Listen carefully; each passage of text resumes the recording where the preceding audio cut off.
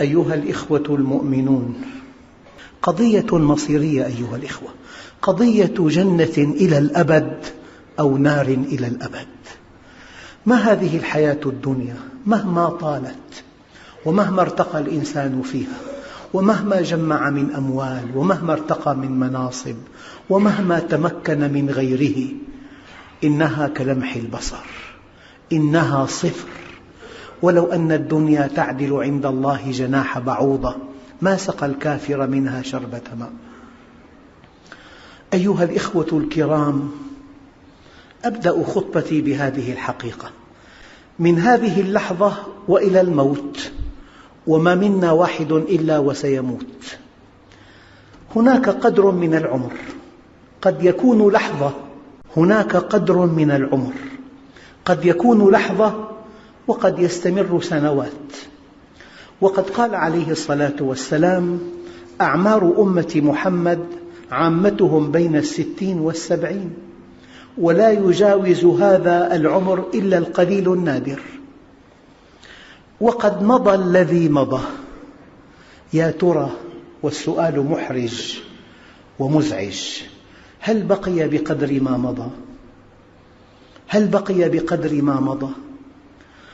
كيف مضى الذي مضى؟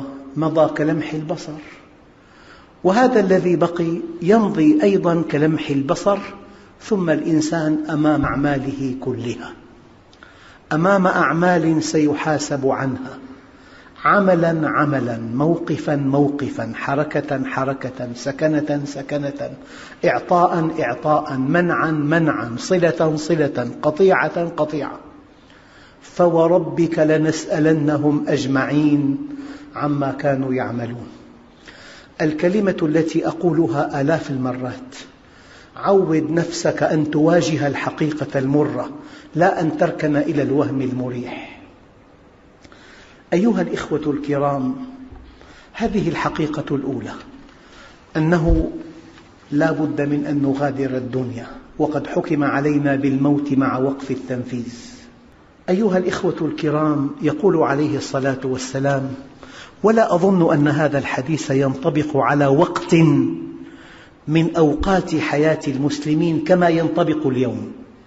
يقول عليه الصلاة والسلام: بادروا بالأعمال الصالحة فتنا كقطع الليل المظلم، يمسي المرء مؤمنا ويصبح كافرا، ويصبح مؤمنا ويمسي كافرا، يبيع أحدهم دينه بعرض من الدنيا قليل. مصائد الشيطان في هذه الأيام لا تعد ولا تحصى.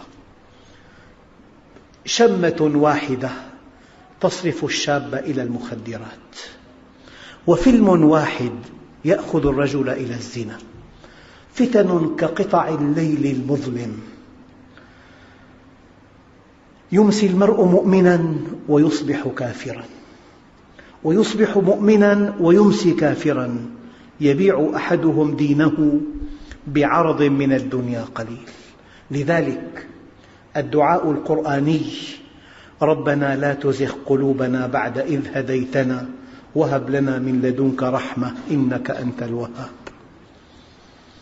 أيها الإخوة، سؤال دقيق: هل يعاني المؤمن من سكرات الموت؟ الموت لحظة رهيبة، والكل يخافه ويكرهه، المؤمن والكافر، ولا بد لكل أحد منه ولا فرار عنه. ونزع الروح نزع، وآلام النزع آلام، وكل إنسان يذوقه مؤمنا أو كافرا، لقوله تعالى: كل نفس ذائقة الموت. وقال تعالى: إنك ميت وإنهم ميتون. لكن للحقيقة المؤمن لا يناله من ألم الموت إلا القليل، بل هو آخر عذاب يعاني منه في حياته كلها. أما الكافر فإن نزع الروح هو أول عذاب له، وما بعده أصعب بكثير. أذكى إنسان، أعقل إنسان، هو الذي يعد لهذه الساعة التي لا بد منها. إن للموت لسكرات. أيها الإخوة الكرام، موضوع آخر في ساعة الموت. لحظة الموت لكل عبد من عباد الله هي مرحلة إخبار بالنتيجة النهائية، فالمؤمن يبشر بالجنة والكافر يبشر بالنار. قال تعالى، وهذا معنى الآية الدقيق: إن الذين قالوا ربنا الله ثم استقاموا تتنزل عليهم الملائكة، أي عند الموت، ألا تخافوا ولا تحزنوا وأبشروا بالجنة التي كنتم توعدون نحن أولياؤكم في الحياة الدنيا وفي الآخرة ولكم فيها ما تشتهي أنفسكم ولكم فيها ما تدعون نزلا من غفور رحيم. وأما الكافر فإنه يتلقى الصفعات عند الموت. قال تعالى: فكيف إذا توفتهم الملائكة يضربون وجوههم وأدبارهم. أيها الإخوة، دققوا في أعمالكم، دققوا في كسب أموالكم، دققوا في إنفاق أموالكم، دققوا في بيوتكم. لن تحاسب عن مجموع المسلمين. انفد أنت بريشك، حاسب نفسك، حاسب نفسك عن بيتك وعن أولادك وعن بناتك وعما في البيت من أجهزة. حاسب نفسك عن عملك وعن طريقة دخلك وعن طريقة كسب مالك. أيها الإخوة، القبر بغير عذاب عذاب. القبر وإن كان بغير عذاب هو عذاب بحد ذاته، هو منزل رهيب فيه الوحدة والوحشة والظلمة والضيق. قال عليه الصلاة والسلام: إن هذه القبور ممتلئة على أهلها ظلمة وإن الله ينورها لهم بصلاة عليهم. اللهم صل وسلم وبارك على سيدنا محمد. وليس من مؤمن إلا وهو يستقبل من القبر بضمة أو ضغطة. قال عليه الصلاة والسلام في سعد بن معاذ: هذا الذي تحرك له العرش وفتحت له أبواب السماء وشهده 70,000 من الملائكة قد ضم ضمة ثم فرج عنه. في النسائي وقد صحح من قبل بعض علماء الحديث. فإذا كان هذا حال سعد بن معاذ سيد الأوس السابق بالإيمان الذي لا تحصى مناقبه والذي اهتز لموته عرش الرحمن، فما بالك بنحن، بهؤلاء المسلمين المقصرين الذين يأكلون المال الحرام، يأكلون الربا، يختلطون مع النساء الأجانب، يطلقون ألسنتهم بالغيبة والنميمة. فلا بد من أن نأخذ حذرنا، لا بد من أن نراجع حساباتنا، لا بد من أن نجلس جلسات نتأمل فيها مصيرنا، لا بد من أن ندقق في أعمالنا، في تجارتنا، في كسبنا، في بيعنا، في شرائنا، في بيوتنا، في زوجاتنا، في بناتنا. لا بد من أن نسأل أنفسنا: ماذا أعددنا لهذا اليوم؟ ماذا نجيب الله عز وجل؟ فوربك لنسألنهم أجمعين عما كانوا يعملون.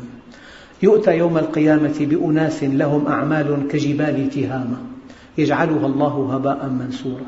قيل: يا رسول الله جلهم لنا. قال: إنهم يصلون كما تصلون ويصومون كما تصومون ويأخذون من الليل كما تأخذون ولكنهم إذا خلوا بمحارم الله انتهكوها. أيها الإخوة، هذا كلام مزعج، وهذا كلام مؤلم، وهذا كلام قاس، ولكنه الحقيقة.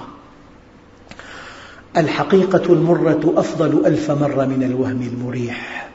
ما بال هؤلاء المسلمين غارقون في الحرام، غارقون في الكذب والغيبة والنميمة، غارقون في العلاقات الشائنة مع النساء، حياتهم اختلاط، ولائمهم اختلاط، أعراسهم اختلاط، لا يدققون، يحبون الدعاة الذين يسهلون عليهم، يشيدون بهم كثيرا. يا أخي، هذا عالم مرن حضاري، عالم متفهم لمعطيات العصر. هذا كلام لا ينفعهم. لو أثنوا على هؤلاء الذين يخففون عنهم، هذا لا ينجيهم يوم القيامة. كن مع الحقيقة المرة. أيها الإخوة الكرام، سامحوني إذا قسوت عليكم، والله أنا أقسو على نفسي، وأنا أخاطب نفسي، وأنا أخاف كما تخافون أنتم.